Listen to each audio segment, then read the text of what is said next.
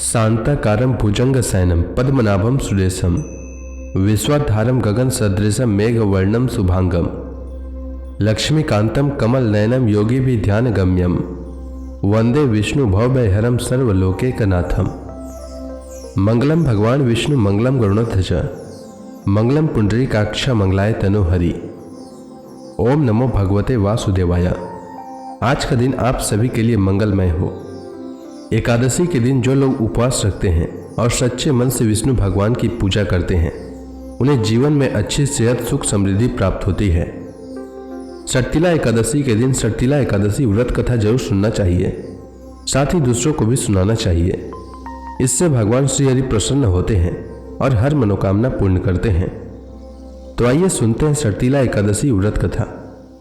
सब धर्मों के ज्ञाता, वेद और शास्त्रों के अर्थ ज्ञान में पारंगत, सबके हृदय में रमन करने वाले श्री विष्णु के तत्व को जानने वाले तथा भागवत परायण प्रहलाद जी जब सुखपूर्वक बैठे हुए थे उस समय उनके समीप स्वधर्म का पालन करने वाले महर्षि कुछ पूछने के लिए आए। महर्षियों ने कहा, प्रहलाद जी, आप कोई ऐसा साधन बताइए जिससे ज्ञान, ध्यान और इंद्रिय निग्रह के बिना ही अनायास भगवान विष्णु का परम पद प्राप्त हो जाता है। उनके ऐसा कहने पर संपूर्ण लोगों के हित के लिए उद्यत रहने वाले विष्णु भक्त महाभाग प्रहलाद जी ने संक्षेप में इस प्रकार कहा, महर्षियों, जो 18 पुराणों का सार से भी सारतर तत्व है जिसे कार्तिकेय जी के पूछने पर भगवान शंकर ने उन्हें बताया था, उसका वर्णन करता हूं, सुनिए। महादेव जी कार्तिकेय से बोले, जो कली में एकादशी की रात में जागरण करते समय वैष्णव शास्त्र का पाठ करता है उसके कोटि जन्मों के किए हुए 4 प्रकार के पाप नष्ट हो जाते हैं। जो एकादशी के दिन वैष्णव शास्त्र का उपदेश करता है उसे मेरा भक्त जानना चाहिए। जिसे एकादशी के जागरण में निद्रा नहीं आती तथा जो उत्साह पूर्वक नाचता और गाता है वह मेरा विशेष भक्त है। मैं उसे उत्तम ज्ञान देता हूँ और भगवान विष्णु मोक्ष प्रदान करते हैं। अतः मेरे भक्त को विशेष रूप से जागरण करना चाहिए। जो भगवान विष्णु से वैर करते हैं उन्हें पाखंडी जानना चाहिए। जो एकादशी को जागरण करते हैं और गाते हैं उन्हें आधे निमेष में अग्निष्टोम और अतिरात्र यज्ञ के समान फल प्राप्त होता है। जो रात्रि जागरण में बारंबार भगवान विष्णु के मुखार बिंद का दर्शन करते हैं उनको भी वही फल प्राप्त होता है। जिनके वंश के लोग एकादशी की रात में जागरण करते हैं वही धन्य हैं। जिन्होंने एकादशी को जागरण किया है उन्होंने यज्ञ, दान, गया, श्राद्ध और नित्य प्रयाग स्नान कर लिया। उन्हें सन्यासियों का पुण्य भी मिल गया और उनके द्वारा इष्ट पूर्त कर्मों का भी भली भांति पालन हो गया। षडानन, भगवान विष्णु के भक्त जागरण सहित एकादशी व्रत करते हैं, इसलिए वे सदा ही मुझे विशेष प्रिय हैं। जिसने वर्धनी एकादशी की रात में जागरण किया है उसने पुनः प्राप्त होने वाले शरीर को स्वयं ही भस्म कर दिया। जो एकादशी की रात को जागरण करता है वह भगवान विष्णु के स्वरूप में लीन हो जाता है। जिसने हरि बोधनी एकादशी की रात में जागरण किया है उसके स्थूल सूक्ष्म सभी पाप नष्ट हो जाते हैं। जो एकादशी की रात में जागरण तथा ताल स्वर के साथ संगीत का आयोजन करता है उसे महान पुण्य की प्राप्ति होती है। जो एकादशी के दिन ऋषियों द्वारा बनाए हुए दिव्य स्तोत्रों से ऋग्वेद, यजुर्वेद तथा सामवेद के वैष्णव मंत्रों से, संस्कृत और प्राकृत के अन्य स्तोत्रों से व गीत वाद्य आदि के द्वारा भगवान विष्णु को संतुष्ट करता है उसे भगवान विष्णु भी परमानंद प्रदान करते हैं। जो एकादशी की रात में भगवान विष्णु के आगे वैष्णव भक्तों के समीप गीता और विष्णु सहस्त्र नाम का पाठ करता है वह उस परम धाम में जाता है जहां साक्षात भगवान नारायण विराजमान है। पुण्य में भागवत तथा स्कंद पुराण भगवान विष्णु को प्रिय है। मथुरा और व्रज में भगवान विष्णु के बाल चरित्र का जो वर्णन किया गया है उसे जो एकादशी की रात में भगवान केशव का पूजन करके पढ़ता है उसका पुण्य कितना है यह मैं नहीं जानता, कदाचित भगवान विष्णु जानते हो। बेटा, भगवान के समीप गीत, नृत्य और स्तोत्र पाठ आदि से जो फल होता है वही कली में श्री हरि के समीप जागरण करते समय विष्णु सहस्त्र नाम, गीता तथा श्रीमद् भागवत का पाठ करने से सहस्त्र गुना होकर मिलता है। जो श्री हरि के समीप जागरण करते समय रात में दीपक जलाता है उसका पुण्य 100 कल्पों में भी नष्ट नहीं होता। जो जागरण काल में मंजरी सहित तुलसी दल से भक्ति पूर्वक श्री हरि का पूजन करता है उसका पुनः इस संसार में जन्म नहीं होता। स्नान, चंदन, लेप, धूप, दीप, नैवेद्य और तांबुल यह सब जागरण काल में भगवान को समर्पित किया जाए तो उससे अक्षय पुण्य होता है। कार्तिकेय, जो भक्त मेरा ध्यान करना चाहता है वह एकादशी की रात्रि में श्री हरि के समीप भक्ति पूर्वक जागरण करे। एकादशी के दिन जो लोग जागरण करते हैं उनके शरीर में इंद्र आदि देवता आकर स्थित हो जाते हैं। जो जागरण काल में महाभारत का पाठ करते हैं वे उस परम धाम में जाते हैं जहां सन्यासी महात्मा जाया करते हैं। जो उस समय श्री रामचंद्र जी का चरित्र 10 कंठ वध पढ़ते हैं वे योग वेताओं की गति को प्राप्त होते हैं। जिन्होंने श्रीहरि के समीप जागरण किया है उन्होंने 4 वेदों का स्वाध्याय, देवताओं का पूजन, यज्ञों का अनुष्ठान तथा सब तीर्थों में स्नान कर लिया। श्री कृष्ण से बढ़कर कोई देवता नहीं है और एकादशी व्रत के समान दूसरा कोई व्रत नहीं है। जहां भागवत शास्त्र है, भगवान विष्णु के लिए जहां जागरण किया जाता है और जहां शालिग्राम शिला स्थित होती है वहां साक्षात भगवान विष्णु उपस्थित होते हैं। अब आइए सुनते हैं षटतिला एकादशी व्रत कथा। भगवान श्री कृष्ण के श्रीमुख से एकादशियों का महात्म्य सुनकर श्रद्धापूर्वक उन्हें प्रणाम करते हुए युधिष्ठिर ने कहा, हे केशव, आपके श्रीमुख से एकादशियों की कथा सुनकर मुझे असीम आनंद की प्राप्ति हुई है। हे मधुसूदन, कृपया कर अन्य एकादशियों का महात्म्य सुनाने की भी अनुकंपा करें। भगवान श्री कृष्ण ने कहा, हे युधिष्ठिर, अब मैं माघ मास के कृष्ण पक्ष की एकादशी जिसे षटतिला एकादशी के नाम से जाना जाता है उसकी कथा सुनाता हूं, तुम ध्यानपूर्वक श्रवण करो। एक बार दालभी ऋषि ने पुलत से ऋषि से पूछा, हे ऋषि श्रेष्ठ, मनुष्य मृत्यु लोक में ब्रह्म हत्या आदि महापाप करते हैं और दूसरे के धन की चोरी तथा दूसरे की उन्नति देखकर ईर्ष्या आदि करते हैं। ऐसे महान पाप मनुष्य क्रोध, ईर्ष्या, आवेग और मूर्खतावश करते हैं और इसके बाद शोक भी करते हैं कि हाय, यह हमने क्या कर दिया। हे महामुनि, ऐसे मनुष्यों को नरक से बचाने का क्या उपाय है? कोई ऐसा उपाय बताने की कृपा करें जिससे ऐसे मनुष्यों को नरक से बचाया जा सके, अर्थात उन्हें नरक की प्राप्ति न हो। ऐसा कौन सा दान पुण्य है जिसके प्रभाव से नरक की यातना से बचा जा सकता है? इन सभी प्रश्नों का हल आप कृपया पूर्वक बताइए। दालभी ऋषि की बात सुनकर पुलत से ऋषि ने कहा, हे मुनिश्रेष्ठ, आपने मुझसे अत्यंत गूढ़ प्रश्न पूछा है। इससे संसार में मनुष्यों का बड़ा लाभ होगा। जिस रहस्य को इंद्र आदि देवता भी नहीं जानते वह रहस्य मैं आपको अवश्य ही बताऊंगा। माघ मास आने पर मनुष्य को स्नान आदि से शुद्ध रहना चाहिए और इंद्रियों को वश में करके तथा काम, क्रोध, लोभ, मोह, ईर्ष्या तथा अहंकार आदि से सर्वदा बचना चाहिए। पुष्य नक्षत्र में गोबर के पास तिल मिलाकर उपले बनाना चाहिए। इन उपलों से 108 बार हवन करना चाहिए।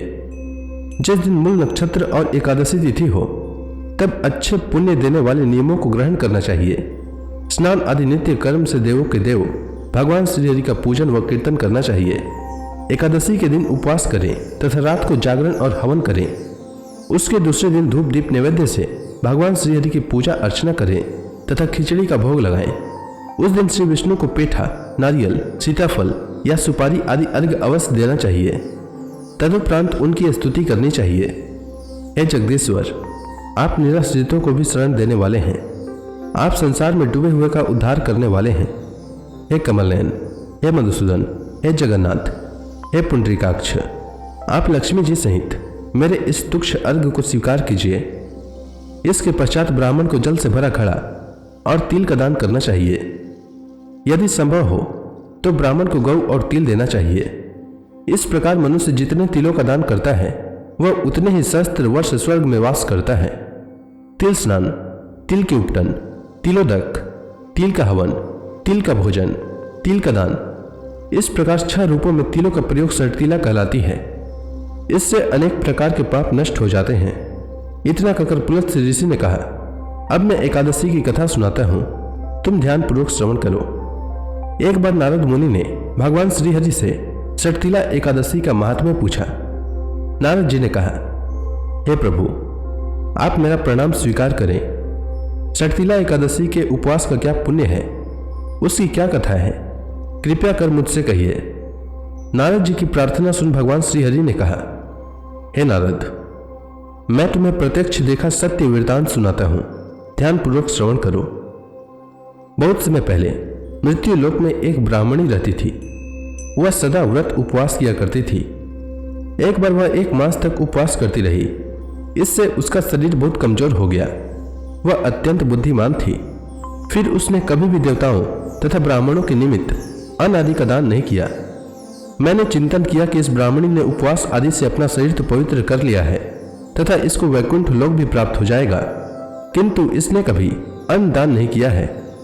अन्न के बिना जीव की तृप्ति होना कठिन है। ऐसा चिंतन कर मैं मृत्यु लोक में गया और उस ब्राह्मणी से अन्न की भिक्षा मांगी। इस पर उस ब्राह्मणी ने कहा, हे योगीराज, आप यहाँ किस लिए पधारे हैं? मैंने कहा, मुझे भिक्षा चाहिए। इस पर उसने मुझे एक मिट्टी का पिंड दिया। मैं उस पिंड को लेकर स्वर्ग लौट आया। कुछ समय व्यतीत होने पर वह ब्राह्मणी शरीर त्याग कर स्वर्ग आई। मिट्टी के पिंड के प्रभाव से उसे उस जगह एक आम वृक्ष सहित घर मिला, किंतु उसने उस घर को अन्य वस्तुओं से खाली पाया। वह घबराई हुई मेरे पास आई और बोली, हे प्रभु, मैंने अनेक व्रत आदि से आपका पूजन किया है, किंतु फिर भी मेरा घर वस्तुओं से रिक्त है। इसका क्या कारण है? मैंने कहा, तुम अपने घर जाओ और जब देव स्त्रियां तुम्हें देखने आए तब तुम उनसे शर्तिला एकादशी व्रत का महात्म्य और उसका विधान पूछना। जब तक कोई न बताएं तब तक द्वार न खोलना।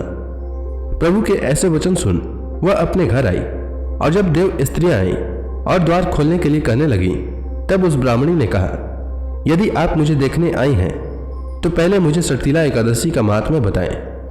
तब उनमें से एक देव स्त्री ने कहा, यदि तुम्हारी यही इच्छा है तो ध्यान पूर्वक श्रवण करो। मैं तुमसे एकादशी व्रत और उसका महात्म्य विधान सहित कहती हूँ। जब देव स्त्री ने शर्तिला एकादशी का महात्म्य सुना दिया तब उस ब्राह्मणी ने द्वार खोल दिया। देव स्त्रियों ने ब्राह्मणी को सब स्त्रियों से अलग पाया।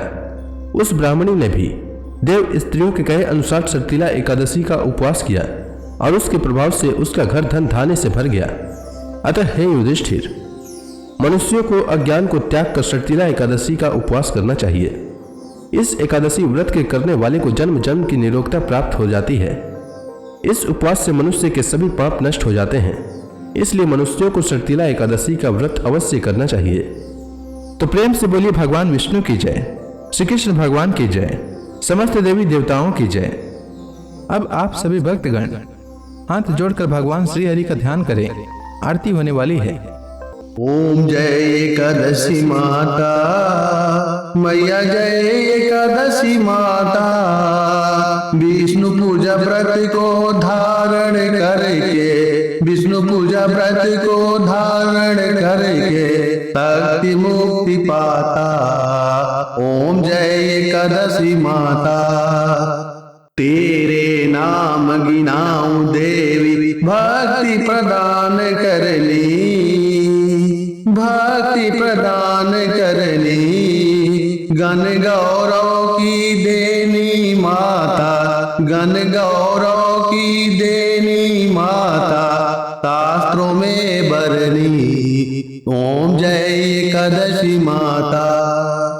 मार्गशीर्ष कृष्ण पक्ष की उत्पन्ना, विश्व तारणी जननी, मैया विश्व तारणी जननी। शुक्ल पक्ष में हुई मोक्षदा, शुक्ल पक्ष में हुई मोक्षदा, मुक्तिदाता बन के भरनी। ओम जय एकादशी माता। पौष के कृष्ण पक्ष की सफला नामक है, शुक्ल पक्ष में होए पुत्रदा, आनंद अधिक रहे। ओम जय एकादशी माता।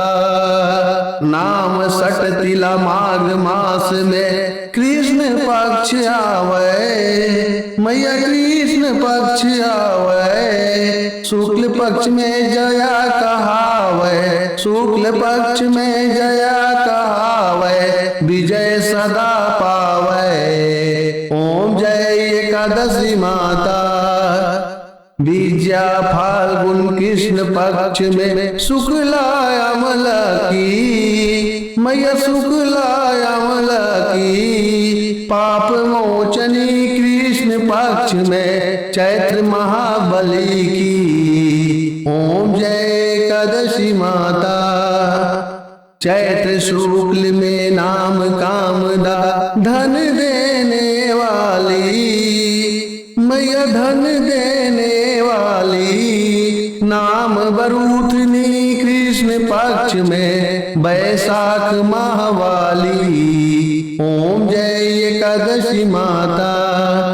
शुक्ल पक्ष में होए मोहिनी अपराध ज्येष्ठ कृष्ण पक्षी मैया अपराध ज्येष्ठ कृष्ण पक्षी नाम निर्जला सब सुख करने शुक्ल पक्ष रखी। ओम जय एकादशी माता योगिनी नाम आषाढ़ में जानो कृष्ण पक्ष करनी मैया कृष्ण पक्ष करनी। देव सैनी नाम कहायो शुक्ल पक्ष धरनी। ओम जय एकादशी माता कामिका श्रावण मास में आवे कृष्ण पक्ष कहिए श्रावण शुक्ला होए पवित्रा आनंद से रहिए। ओम जय एकादशी माता अजा भाद्रपद कृष्ण पक्ष की परिवर्तनी शुक्ला मैया परिवर्तनी शुक्ला इंद्राश्विन कृष्ण पक्ष में व्रत से भव सागर निकला। ओम जय एकादशी माता पापांकुश है शुक्ल पक्ष में आप हरण हारी मैया आप हरण हारी। रमा मास कार्तिक में आवे सुखदायक भारी। ओम जय एकादशी माता देवोत्थान शुक्ल पक्ष की दुख नाशक मैया पावन मास में करो विनती पार करो नैया। ओम जय एकादशी माता परमा कृष्ण पक्ष में होती जन मंगल करनी मैया जन मंगल करनी। शुक्ल मास में होए पधिनी दुख दरिद्र हरनी। ओम जय एकादशी माता जो कोई आरती एकादशी की भक्ति सहित गावे मैया भक्ति सहित गावे जन गुरु दिता स्वर्गवासा निश्चय वह पावे। ओम जय एकादशी माता। तो प्रेम से बोलिए विष्णु भगवान की जय, माता लक्ष्मी की जय।